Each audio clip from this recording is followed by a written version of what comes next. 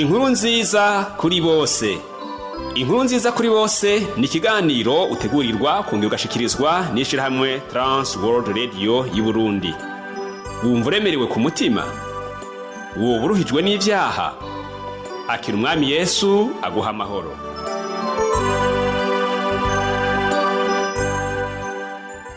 Nshuti mugenzi munyonye ibiganiro by'ishirahamwe Trans World Radio y'u Burundi, mukundwa mukunzi w'ikiganiro inkuru nziza kuri bose, Michel Ntamubano ndakuramukije nkwifuriza amahoro y'Imana. Nezerero cyane nuko twongeye guhurira kuri no samirizi ya Republika y'u Burundi dusangira amajambo y'Imana. Amajambo uno munsi tuza gusangira aza kuvuga ku muvumo. Ijambo umuvumo canke imivumo ni ijambo ry'ikirundi kandi henshi bararikoresha mu bihe binaka. Yamara ntirikoreshwa imisi yose, na cane ko ritagwa neza abantu kuko insiguro yaryo atarigiza na gatoyi. Uno munsi rero muri ano majambo avuga ku muvumo tuza kuraba ingene abantu bose kw'isi bari ku muvumo kubera icaha ca Adamu. Turabona ingene iyo muvumo wavuyeko kandi tubone n'icaje mu gishingo c'uwo muvumo. Tudatevye reka dusome amajambo dusanga mu gitabo co gusubira mu vyagezwe igice ca 21 turara ku murongo wa 22 n'umurongo wa 23. Ibyo bimanitswe ku giti. Umuntu niyakora icaha gikwiye kumwicisha bakamwica mukamumanika ku giti, umuvyimba wiwe ntuzorare kuri ico giti, ariko ntimuzobure kuwuhamba kuri uwo munsi nyene, kuko umanitswe ku giti ariko umuvumo w'Imana. Nuko mu muhambe kugira ngo ntimwanduze igihugu uhoraho Imana yanyu yabahaye kw'itongo. Mugenzi, twumvise amajambo dusanga muri igitabo cyo gusubira mu vyagezwe. Cagezwe bari barahawe yuko umuntu akoze icaha co kumwicisha abwirizwa kumanikwa, kandi umuntu amanitswe ku giti wese yaba avumwe. Ushima umuvumo ari ikintu kibi, nuko mu majambo twasomye hariho irindi tegeko riza rikurikiye iri ryo kumanika. Nuko urubanza aciriwe rumaze gusomwa yuko yicwa yategerezwa kumanikwa ku giti. Rero amaze kwicwa, iki cagezwe kibanaye kivuga ko yabwirizwa kurara ahambwe. Uyu muvumo cari ikintu kibi kuko araye adahambwe byaca bihumanya igihugu cose. Vyumvikana rero ko umuntu wese yabwirizwa kugaba, kandi ababijejwe bose bakaba maso kugira ngo igihugu ntigihumane. Kubw'icaha ca Adamu abantu bose bo mw'isi bari abatsindwa, kandi kuko ijambo ry'Imana rivuga ngo ingero y'icaha ni urupfu, babwirizwa kwicwa. Ariko kubw'urukundo rw'Imana yakunze abari mw'isi bose, Imana ihitamo gukomeza umugambi wayo, maze irungika umwana wayo w'ikinege aza mw'isi gukuraho abantu uwo muvumo. Kandi nkuko byari biri mu vyagezwe, amaze gucirirwa urubanza kuko yishizeho ibyaha byacu, nawe yaramanitswe. Nshuti yanje, hanyuma yo kubabazwa cane birengeje, hanyuma y'ibitutsi, hanyuma yo gucumitwa amacumu, hanyuma yo gukubagurwa, hanyuma y'ibitutsi byinshi, hanyuma yo kuvumwa amate mu maso, Yesu Kristo umwami wanje umwami wawe yaramanitswe, yishizeho umuvumo wari kuba wawe ni wari kuba wanje. Mukete intumwa Paulo yandikiye abigalatiya igice ca 3 umurongo wa 13 n'uwa 14 haravuga ngo Kristo yaducunguye umuvumo w'ivyagezwe, yacitse ikivume ku bwacu, kuko handitswe ngo azoba avumwe umuntu wese amanitswe ku giti, kugira ngo umugisha wa Aburahamu ushike ku banyamahanga bawuheshejwe na Yesu Kristo, kugira ngo kwizera kuturonkeshe mpwemu twasezeraniwe. Imana ishimwe cane. Mugenzi unyumviriza, nguku ukuntu twakuweho umuvumo wari uturiho kubera icaha. Yesu yakugiriye mu gishingo, nanje ngiriye mu gishingo, araducungura jewe nawe. Umuvumo wose wari uturiko awishirako, apfa urupfu twari gupfa ariko kuko yari umwana w'Imana atari yarakoze icaha, uburyo yamanitswe bwari butandukanye n'uburyo babikora imbere y'uko Yesu Kristo aza. Kuko kare bamanikwa ku giti kimwe gishinze, ariko Yesu Kristo amanitswe yashizwe ku musaraba. Amadeni yawe abarishuwe, ayanje abarishuwe, ibyaha byacu biba birahariwe, kuko ku musaraba habonetse ikimazi gitangirwa ibyo byaha, arico maraso y'umwana w'Imana atagira icaha. Uno munsi imivumo iracariho, niyo mpamvu agakiza kakiriho karindiriye umuntu wese yizera Yesu Kristo akamwakira nk'umwami n'umukiza mu bugingo bwiwe, uwo niwe akurwaho uwo muvumo.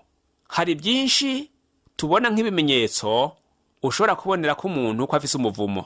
Umuntu ariho umuvumo ashobora kubonekera ku kutagira ibigumbagumba, nta masantima, nta maemosiyo, n'umuntu ubona umengo ni gitimbe, nta bigumbagumba agira. Ahandi tubonera umuvumo ni indwara ngendanwa zidasobanutse. Umuntu ukabona afise indwara watohoza neza akakubwira ngo na sekuru yarayigwaye, inakuru yarayigwaye, shaka kumva ngo mu muryango iwabo kanaka yarayigwaye. Biboneka ngo ni indwara bagenda bahererekana, ukurungana urukurikirana n'urundi muri uwo muryango. Uwo n'umuvumo. Umuvumo kandi ushobora kubonekera ku bantu babiri bubatse urwabo. Kubwo kwihuta cane, umuntu ntabaza umutima, ntanasenge, agapfa uwo ahitanye.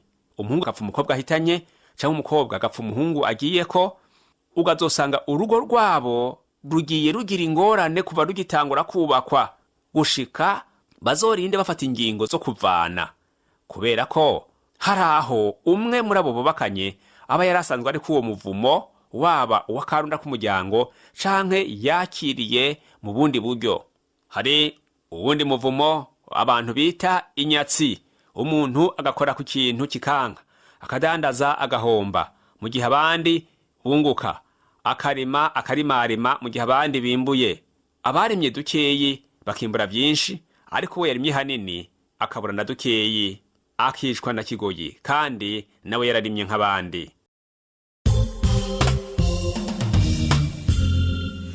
Igituma ndirimba,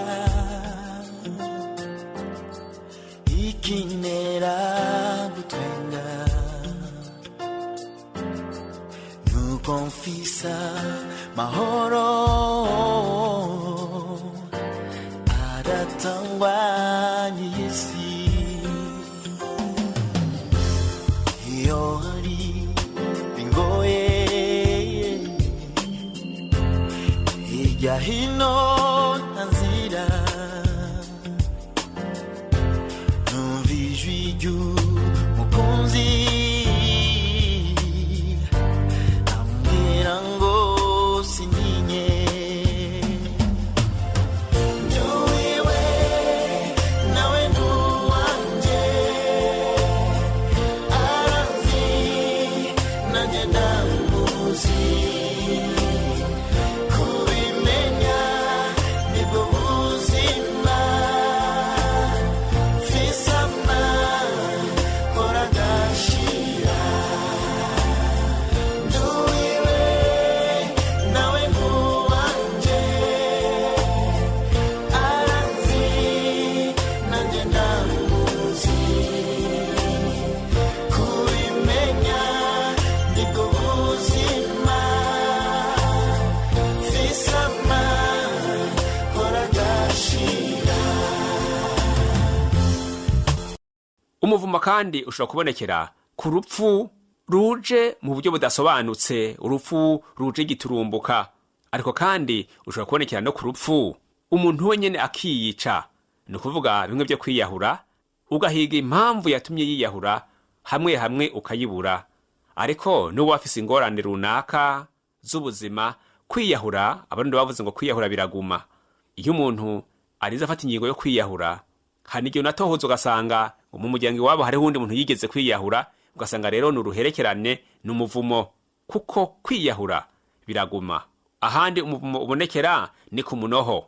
Umuntu akagira umunoho wa vino, umunoho w'inzoga, akanwa inzoga zikamwica gushika zimwonone, akagenda yiyonona ko agatakaza ubwenge, akarara mw'ibarabara, agenda atembagara atazi yava niyaja, akagira umunoho w'ibyayuramutwe n'ibindi vyononera umuntu, agatakaza ubuntu.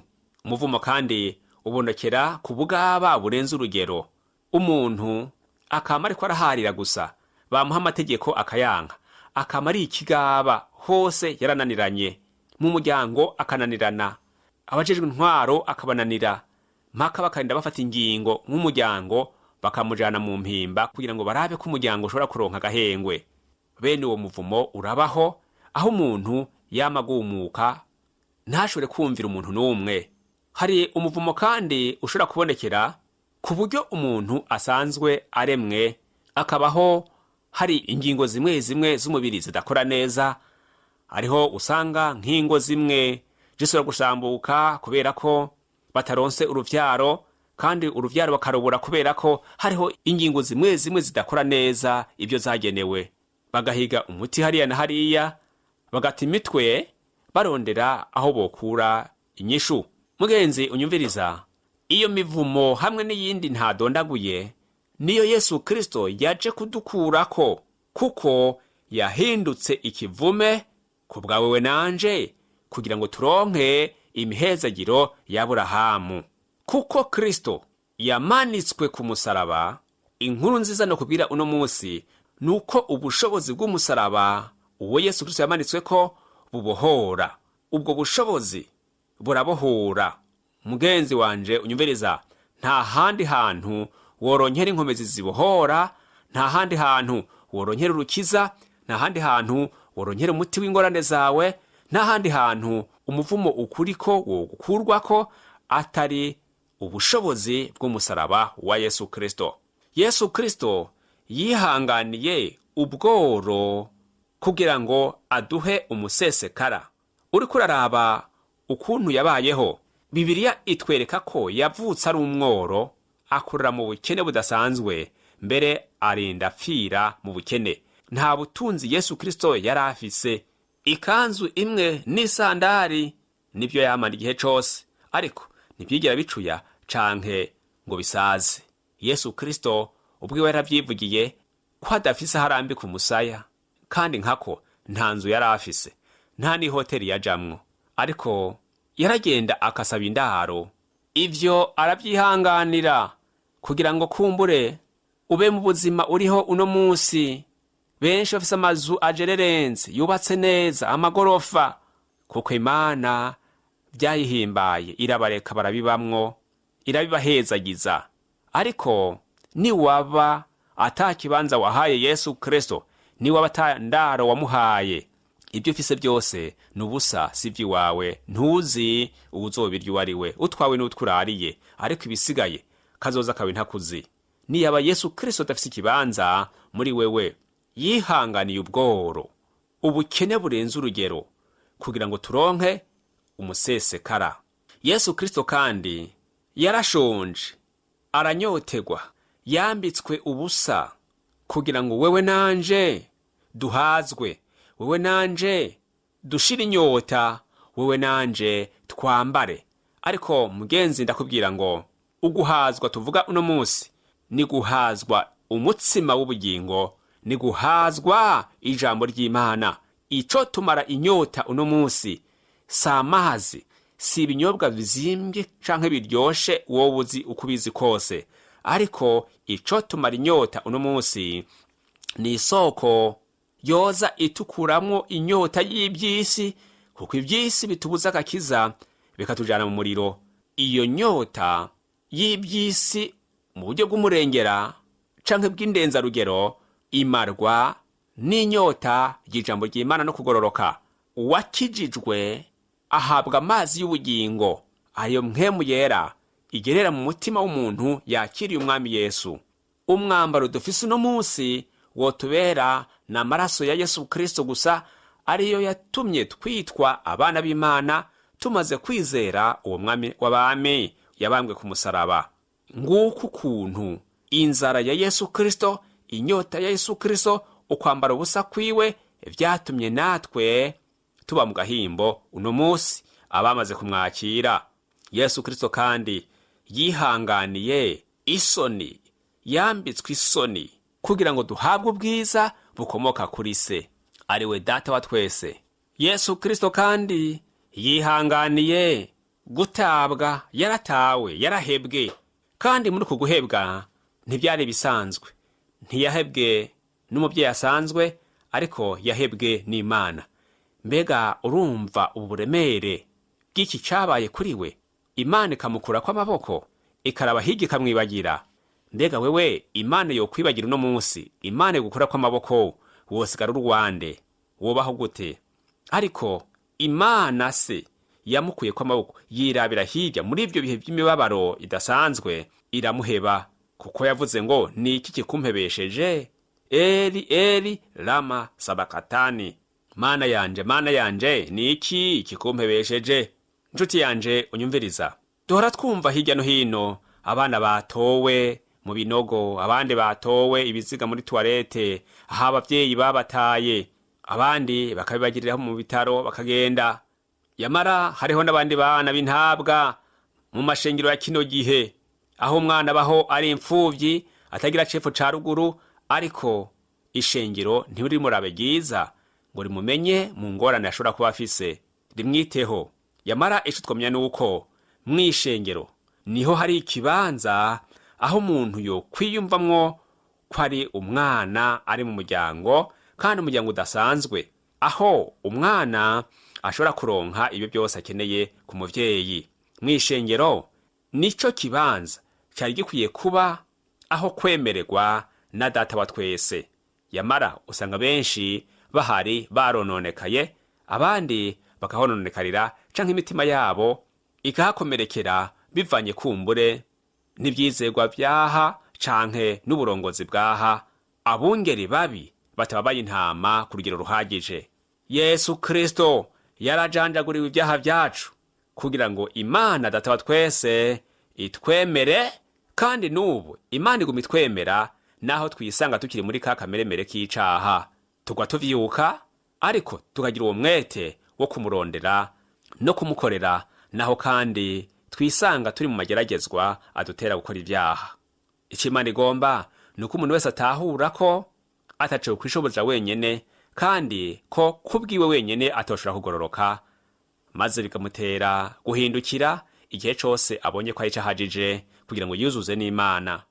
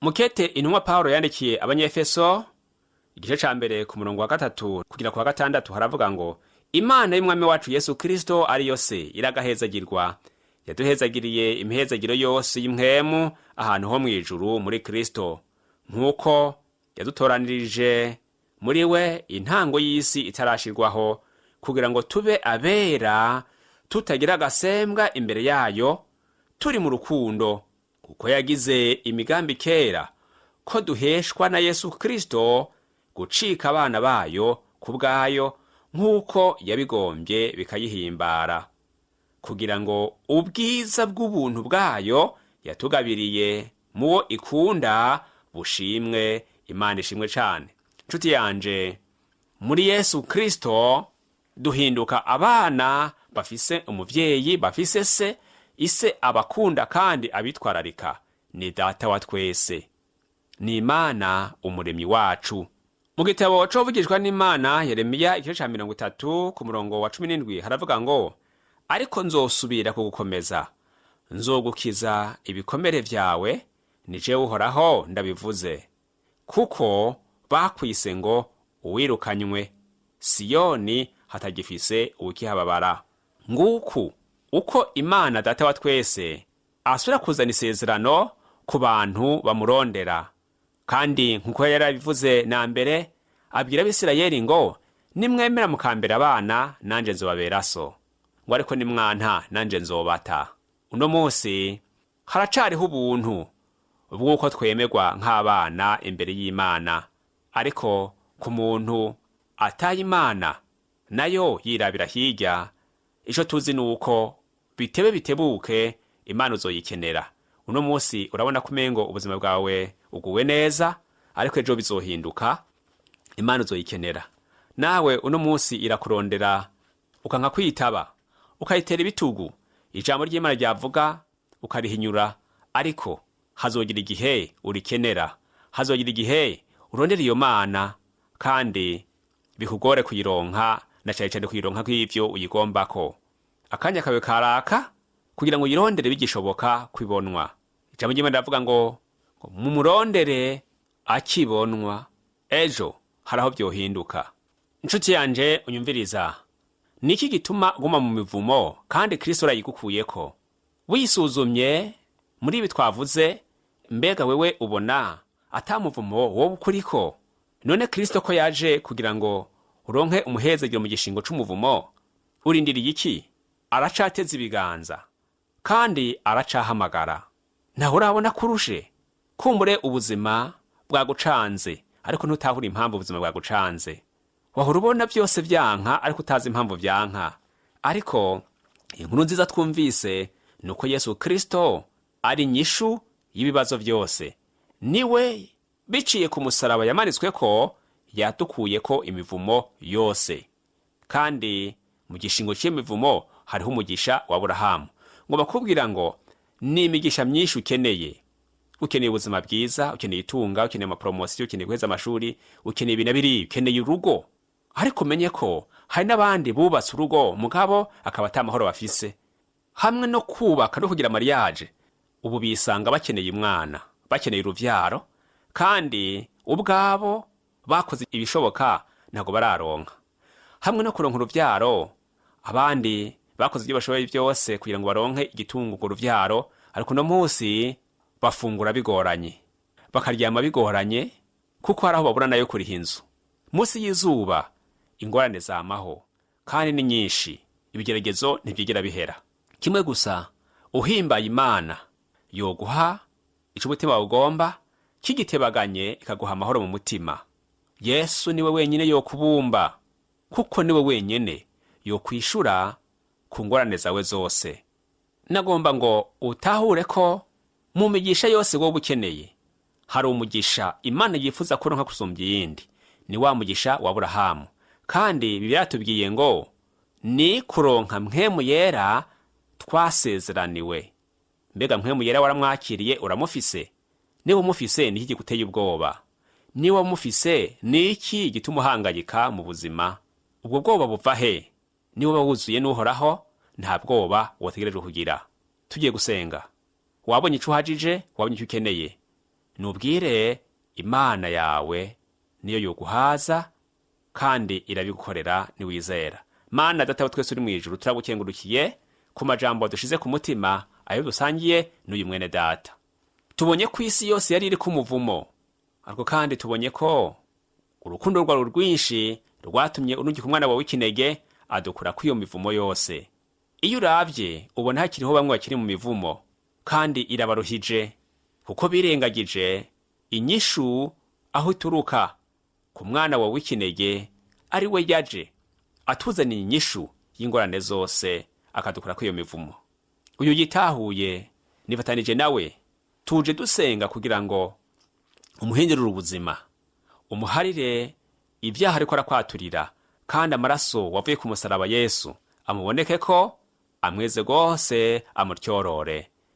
Ndamusengeye kugira ngo ugumbire umutima wiwe, kugira ngo mpemu yararonke ikibanza amuronse uwo mugisha wa Aburahamu, kugira ngo nanone amaze gukora ibyo ugomba no kugendana nawe aronke n'ibindi byose akeneye kugira ngo abeho neza. Urakoze ko ubuntu bwawe buduhagije twese. Girira neza abakwambaza, kandi abaguteye ibitugu nabo ugarukane imitima yabo, bamenye ico bakeneye kandi bamenye ikiruta byose ko ari ukuba bagufise. Urakoze rero kugiye kubahezagira, senze mu izina rya Yesu Kristo umwami n'umucunguzi wacu, amen. Mugenzi, wakoze ku mwanya wampaye, kandi nizera ko wahezagiwe. Kaze ku ico cose uri bumbarire, wewe wampaye umutwaro nshishikara kugusengera, kandi ugume wizeye wihanganye. Isaha niyagera uzotabarwa. Naho ubutaha, Yesu aduhana umugisha.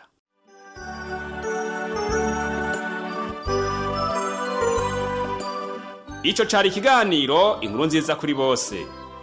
Ushaka kugishigikira, kutwunganira canke ufise ikibazo, twakure canke urungwe ku butumwa bugufi na Whatsapp kuri iyi nimero ikurikira: 69 720 767. Turonderere kuri Facebook ni TWR Burundi. Ushobora no kutwandikira kuri email yitwa twrburundi@gmail.com. Ushobora no kutwakura kuri nimero 22 24 26 57 ku masaha y'akazi. Imana iguhezagire.